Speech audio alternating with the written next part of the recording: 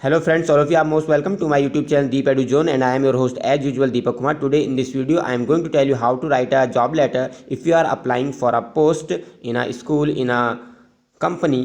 तो आज की वीडियो में आज हम बताने जा रहे हैं कि किस तरीके से एक जॉब लेटर लिखना चाहिए अगर आप किसी स्कूल में, किसी कंपनी में या किसी भी जगह पर अगर आप अप्लाई करना चाह रहे हैं किसी पोस्ट के लिए। तो और इंग्लिश में अगर आपको एक जॉब लेटर लिखना है तो वो किस तरीके से लिखा जाना चाहिए वो आज हम आपको बताएंगे। चाहे आप किसी जॉब के लिए अप्लाई कर रहे हो या आप एक स्टूडेंट हैं 12th के, और या आप ग्रेजुएशन कर रहे हैं इंग्लिश लैंग्वेजेस से, या कंपटीशन एग्ज़ाम अगर आप दे रहे हैं और उसमें इंग्लिश लैंग्वेज का पेपर है, तो उसमें कई बार राइटिंग में पूछ लिया जाता है कि भाई आप एक जॉब लेटर लिखो। तो किस तरीके से हम जॉब लेटर लिखें कि वह बहुत ही इम्प्रेसिव हो और क्या फॉर्मेट होना चाहिए। और जॉब लेटर, एक जॉब लेटर मैं आपको कह रहा हूँ, आप एक जॉब लेटर तैयार कर लीजिए, उसी के आधार पर अगर आप समझ लेते हैं तो आप आराम से बाकी भी जॉब लेटर तैयार कर सकते हैं। कोई ज़रूरी नहीं है कि आप हर जॉब लेटर के लिए अलग अलग से तैयार करें, केवल आपको थोड़ा सा ध्यान रखना है कि किन किन पॉइंट्स को चेंज किया जाता है। तो चलिए शुरू करते हैं। सबसे पहले देखते हैं कि किस तरीके से लिखा जाता है।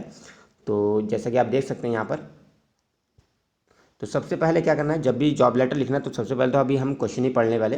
Right a letter to the manager of a school, हमने सीधे यहाँ पर कह दिया है कि एक लेटर लिखना है उस मैनेजर को। देखिए यहाँ पर लिखा राइट अ लेटर टू के बाद बता रखा है किसको लिखना होता है। तो जहाँ पर लिखा रहता है राइट अ लेटर टू, तो वही आपको ध्यान में रखना होता है कि किसको लिखना है। यहाँ लिखा है मैनेजर को लिखना है, एक स्कूल को अप्लाई करना है for the post of English teacher के पद के लिए। तो जॉब लेटर जब आप लिखें तो सबसे पहले आप क्या करें, आप एक नाम लिखेंगे ऊपर। जैसे यहाँ पर अनुज लिख दिया मैंने, सपोज अनुज, तो स्टार्टिंग करें नाम के साथ, अनुज लिख दिया। उसके बाद आपका एड्रेस आ जाएगा, जैसे यहाँ पर देख सकते हैं 115 नेहरू नगर चंपावत। उसके बाद प्लेस का नेम। तो आपको करना क्या है, जब भी आप लेटर लिखेंगे, कोई भी लेटर हो वैसे, तो खासकर जॉब लेटर, तो आप सबसे पहले अपना नाम डालिए, उसके बाद अपना एड्रेस ज़रूर डालें। ओके, तो आपको यही करना है। सीबीएसई का जो पैटर्न है उसमें भी यही डिफाइन किया गया। सबसे पहले नाम आएगा, उसके बाद एड्रेस आएगा। एड्रेस कैसे लिखना है, एड्रेस में एक नंबर डाल दीजिए, कॉमा लगा दीजिए, कोई भी नंबर डाल सकते हैं, ठीक है, क्योंकि गली नंबर सेक्टर नंबर होते हैं। उसके बाद इंदिरा नगर, गांधी नगर, कुछ भी बना सकते हैं। उसके बाद जगह का नाम लिया चंपावत, ठीक है, अल्मोड़ा, लोहाघाट, जो आपको सही लगे वो आप डाल सकते हैं। जैसे कि अभी यहाँ पर क्वेश्चन पेपर में, यहाँ पर अभी आप देख सकते हैं इस क्वेश्चन में कहीं पर भी लिखा नहीं था कि कहाँ के रहने वाले हैं, कुछ नहीं दिया था नाम भी। तो अभी आप जब नहीं दिया होता है तब आप कुछ भी डाल सकते हैं, लेकिन अगर गिवन होता है क्वेश्चन पेपर में या क्वेश्चन में कि आपका नाम क्या है, आप कहाँ के रहने वाले हैं, किस पद के लिए आवेदन करना है, तो फिर आप उसे चेंज नहीं करेंगे, उसी के हिसाब से लिखेंगे, ठीक है। तो ये पहले नेम आएगा, अभी हमने कुछ भी डाल दिया, मैंने बोला अनुज लिख देंगे। उसके बाद 115 कॉमा नेहरू नगर चंपावत। ओके, एक लाइन का गैपिंग आ जाएगी, एक लाइन का गैपिंग के बाद आप डेट डाल देंगे, एक लाइन की फिर से गैपिंग आ जाएगी। उसके बाद जिसको लिखना होता है, देखो राइट अ लेटर टू, ऊपर अभी क्वेश्चन हमने आपके सामने पढ़ा था तो उसमें लिखा था ना टू के बाद क्या the manager of A school लिखा है। तो यहाँ पर देखें, वहाँ पर भी इसी तरह क्वेश्चन पेपर में लिखा हो राइट अ लेटर टू, तो जिसका है वो पद आपने डाल दिया द मैनेजर। कौन से स्कूल का है, सेंट फ्रांसिस स्कूल और अल्मोड़ा। इसी तरीके से हो सकता है मैनेजर को लिखना है, प्रिंसिपल को लिखना है, या कंपनी के सीईओ को लिखना है, कोई भी है। तो वहाँ पर आपको पता होता है कि किसके लिए लिखना है, तो उसका नाम, उसके पद का नाम आ जाएगा। उसके बाद उसका मतलब डिपार्टमेंट आ सकता है, या उसकी कंपनी का नेम आ सकता है, या स्कूल का नेम आ सकता है। उसके बाद जगह का नाम आ जाएगा, ठीक है, जिस जगह पर वो है। तो इस तरीके से आप लिखेंगे। उसके बाद फिर से एक लाइन की गैपिंग हो जाएगी। देखिए गैपिंग का भी बहुत ध्यान में रखना है, क्योंकि इससे नंबर जो होते हैं वो ज़रूरी, अगर आप ध्यान नहीं रखेंगे तो आपके नंबर कम हो सकते हैं। तो ये गैपिंग का भी ध्यान रखें। जहाँ मैं बोल रहा हूँ कि यहाँ गैप करना है एक लाइन का, तो एक लाइन का गैप कर दीजिए। सब्जेक्ट आ गया an application for the post of an English teacher, मतलब जिस पद के लिए आप आवेदन कर रहे हैं उस पद का नाम डाल दिए, an application for the post of an English teacher की जगह पर आप कुछ और भी लिख सकते हैं, फिजिक्स टीचर लिख सकते हैं आप, और कंप्यूटर टीचर लिख सकते हैं। तो जो भी पद है वो आप डाल सकते हैं। ओके, तो उसके बाद अब जैसे कि आप देख सकते हैं यहाँ पर, अब मैं इसके थोड़ा जूम कर देता हूँ ताकि आपको दिखने में आसानी हो। तो देखिए यहाँ पर सर, मैडम, ठीक है, सर या मैडम हमने सैल्यूटेशन डाल दिया, जो भी है, in reference to the advertisement. तो इस वाले पैराग्राफ जो होगा वो हमेशा सेम ही रहेगा हर जॉब लेटर में। बस आपको उसमें बताना क्या होता है, इसमें ये बताना होता है कि आपने कौन सा, किस एडवर्टाइज में देखा था, कौन से न्यूज़पेपर में छपा था, कौन सी डेट को छपा था और किस पद के लिए था। तो यहाँ पर देखो क्या कह रहा है, in reference to the advertisement, उस एडवर्टाइजमेंट के संबंध में जो छपा था, डेटेड ऑन, जिसमें क्या तारीख डली थी, 3 जुलाई 2020 की जो विज्ञप्ति निकली थी, जब विज्ञापन निकला था, पब्लिश इन अमर उजाला, जो किसमें छपा था, पब्लिक पोस्ट के लिए था, इंग्लिश टीचर के लिए। तो आपको यही करना है। आपको क्या करना है, केवल डेट चेंज कर देंगे आप। उसके बाद फिर न्यूज़पेपर का नाम भी बदल सकता है, अगर इंग्लिश न्यूज़पेपर है तो इंग्लिश न्यूज़पेपर का नाम डाल दीजिए, ठीक है, और पद का नाम बदल देंगे। ओके, तो और ये भी ध्यान रखें कि ये जो डेट डली है, देखिए किस तरह से डली। 8 जुलाई को हमने यहाँ पर डेट डाल रखी, तो यहाँ पर हमने 3 जुलाई डाल रखी, मतलब मैंने कुछ दिन पहले देखा था ये advertise. Okay, now I am highly interested, मैं बहुत ही ज़्यादा इंटरेस्टेड हूँ टू ज्वाइन दिस पोस्ट, इस पोस्ट को ज्वाइन करने के। तो ये हमेशा एक जैसा रख सकते हैं, थोड़े बहुत चेंजेस आपको अपने हिसाब से करने होंगे। अगले पैराग्राफ जो पहले पैराग्राफ में हमने बताया कि हमने कहाँ देखा था, किस न्यूज़पेपर में देखा था। अब यहाँ पर आ गए सेकंड पैराग्राफ में आप ये बताते हैं कि भाई आपके अंदर क्या वो एबिलिटी, क्या क्वालिफिकेशन है जिस पद के लिए आप आवेदन कर रहे हैं। तो यहाँ पर वही मेंशन किया जाता है जो हम रेज्यूमे में मेंशन करते हैं। देखें, एज यू कैन सी, जैसा कि आप देख सकते हैं, फ्रॉम माई एनक्लोज रेज्यूमे, मेरे लगाए गए संलग्न, एनक्लोज माने संलग्न साथ में लगाए हुए रेज्यूमे से देख सकते हैं कि मैंने मैं एम ए हूँ। कहाँ से किया है? फ्रॉम कुमाऊं यूनिवर्सिटी से किया है 2015 में 65% मार्क्स के साथ। फिर उन्होंने लिख दिया आई हैव कंप्लीटेड बीए, मैंने बीएड कर रखा है फ्रॉम आगरा यूनिवर्सिटी से 2017 में इतने % मार्क्स के साथ। और मैंने सीटेट फर्स्ट और सीटेट सेकंड भी किया है क्वालिफाइड। और आई कैन टीच, और मैं पढ़ा सकता हूँ, I can teach both in English and Hindi, मतलब दोनों ही भाषा में मैं पढ़ाने की क्षमता रखता हूँ। I can speak English fluently, मैं अंग्रेजी फ्लुएंटली बोल सकता हूँ, तेज़ी से बोल सकता हूँ, प्रवाह के साथ बोल सकता हूँ। I have also working knowledge of computer, मुझे कंप्यूटर का कार्यकारी ज्ञान भी है। ठीक है, क्योंकि आजकल हर जगह कंप्यूटर है, तो कंप्यूटर का थोड़ा बहुत ज्ञान होना चाहिए किस तरह से चलता है।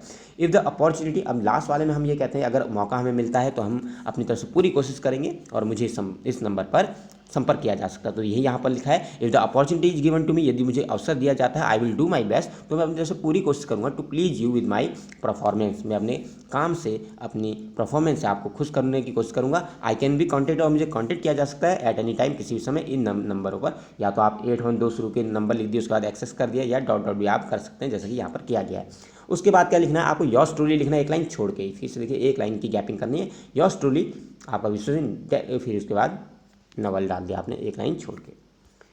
रेज्यूमे, अब देखिए रेज्यूमे क्या है, रेज्यूमे कैसे बनता है? अब क्योंकि ज़्यादातर जॉब लेटर जो होते हैं, जॉब लेटर के साथ रेज्यूमे भी किया जाता है। और 12th में जो है CBSE हो या कोई भी बोर्ड हो, तो उसमें 12th में जॉब लेटर में रेज्यूमे भी कहा जाता है, अपना बायोडाटा या रेज्यूमे बनाइए। और अगर आप देखना चाहते हैं बायोडाटा, रेज्यूमे और CV में क्या फ़र्क होता है, तो प्लेलिस्ट चेक कर लीजिए, वहाँ पर हर तरीके का आपको कंटेंट मिल जाएगा, या आप इसके डिस्क्रिप्शन बॉक्स में भी चेक कर सकते हैं।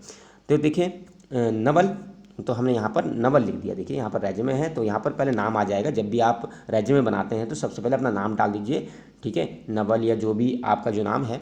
अभी वैसे मैंने यहाँ पर ऊपर नवल डाला है, ठीक है, तो ऊपर वहाँ पर भी सबसे ऊपर जो है यहाँ पर भी नवल नाम डलेगा। ओके, स्टार्ट करना था, इसमें लिखा नहीं है तो छूट गया है, कोई बात नहीं, आप ध्यान रखिएगा, मैंने आपको पहले ही बता दिया। तो नाम के साथ स्टार्ट करेंगे, लेटर है, नवल आ गया, डॉटर ऑफ की जगह सन ऑफ होगा ये, ठीक है, लड़का है तो सन ऑफ डालेगा, और लड़की है तो डॉटर ऑफ डालेगी। उसके बाद एड्रेस आ जाएगा। देखिए एड्रेस वैसे वही जो ऊपर लिखा था, इसमें बताने की जरूरत है नहीं, पोस्ट दिया है, डिस्ट्रिक्ट दिया है, ठीक है, स्टेट दे दिया, पिन दे दिया, मोबाइल नंबर दे दिए हैं, ठीक है। करियर ऑब्जेक्टिव आप लिख देंगे कि आपके करियर का क्या ऑब्जेक्ट है, आप ये मतलब करना चाह रहे हैं, ये इस पद के लिए इंटरेस्टेड है, क्यों? तो यहाँ पर लिखा to beat high responsibility and to perform duty, कि कह रहा है कि मैं अपने सबसे हाई रिस्पॉन्सिबिलिटी, उत्तरदायित्व को और परफॉर्म ड्यूटी, अपने कर्तव्य को निभाना चाहता हूँ, और अच्छे से अच्छा विद बेस्ट रिजल्ट देना चाहता हूँ।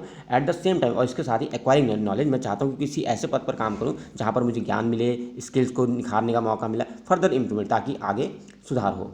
एकेडमिक क्वालिफिकेशन आप जब आप लिखेंगे तो रिवर्स ऑर्डर में लिखेंगे, जैसे इन्हें लिखा, देखो बीएड किया है पहले, बीएड किया 2017 में, ठीक है, पास किया है MA English from Kumaon university, कौन से सन में किया है यहाँ पर उन्होंने दे रखा है, इन ईयर इतने सन में किया है और कितने % मार्क्स के साथ किया है। या आप डिवीजन भी लिख सकते हैं, बीए किया है कुमाऊं यूनिवर्सिटी से इतने इस सन में 2013 में 60% मार्क्स के साथ, ठीक है।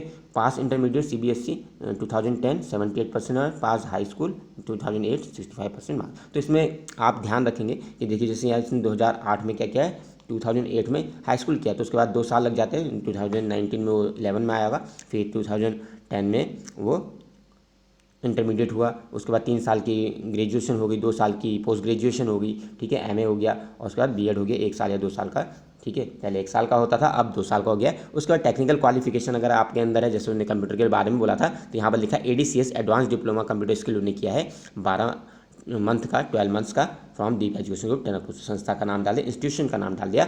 एक्सपीरियंस लिखा है, 2 साल का टीचिंग एक्सपीरियंस है, एक इंग्लिश लेक्चरर के रूप में ABC senior secondary school Tanakpur में। उसके बाद पर्सनल प्रोफाइल आ गई है। पर्सनल प्रोफाइल देख सकते हैं, यहाँ पर नाम आ गया है, पापा का नाम आ गया, ठीक है। और जब भी आप नाम लिखते हैं और जब पापा का नाम लिखते हैं तो आप ये ध्यान रखें कि पूरा पूरा नाम या कास्ट ना डालें कई बार, क्योंकि ये ऐसा इसलिए किया जाता है, अगर आपने देखा भी होगा कि पहले जो एग्ज़ाम होते थे उसमें नाम लिखने तक के लिए बना किया जाता था, लेकिन अब क्या होता है नाम दिए जाते हैं और पीछे का नहीं दिया जाता है। कहीं ऐसा ना हो कि कहीं जो एग्जामिनर है या जो चेक करने वाला, कॉपी चेक करने वाला है, वो जाति के आधार पर किसी प्रकार का पक्षपात ना करे, इसलिए ऐसा किया जाता है कि नाम को पूरा नहीं लिखा जाता। इसलिए मैं आपको सजेस्ट करूँगा कभी भी जब नाम डालें तो उस कास्ट को बिल्कुल भी मेंशन ना करें। ओके, वह तो नाम दिए रहते हैं तो आपको कुछ ज़्यादा करने की ज़रूरत होती नहीं है, लेकिन नहीं भी दिया है तो अगर आप नाम डाल दो तो कास्ट तो लिखें ही ना कभी भी, ठीक है। डेट ऑफ बर्थ आ गया, लैंग्वेज नोन आ गया हिंदी और इंग्लिश, नेशनलिटी इंडियन हो गया, जेंडर मेल और मैरिटल स्टेटस है अनमैरिड, मतलब शादी नहीं हुई है। डिक्लेरेशन हो गया यहाँ पर, आई हियर बाय डिक्लेयर, मैं घोषणा करता हूँ दैट ऑल अबव इन्फॉर्मेशन, कि जो ऊपर सभी इन्फॉर्मेशन दी गई है वो ट्रू है और करेक्ट है best of my knowledge and belief. उसके बाद तारीख आ जाएगी एक तरफ को, प्लेस आ जाएगा और एप्लीकेंट का नाम आ जाएगा। इस तरीके से आप क्या करेंगे, बनाएंगे। तो इसको अगर आप देखना चाहें, ठीक है, इस तरीके से ये आप बनाएंगे। ओके, तो ये है फॉर्मेट आपको समझ में आ गया होगा। तो अगर आपको वीडियो पसंद आई है तो लाइक कीजिए, शेयर कीजिए और सब्सक्राइब करिए। और जो भी ज़रूरतमंद आपके जो दोस्त हैं जो कि 12th में हो या जिनको आपको लगता है कि जॉब लेटर आ सकता है मार्क्स में और एग्ज़ाम में, तो उनके साथ शेयर जरूर करें। Thank you very much.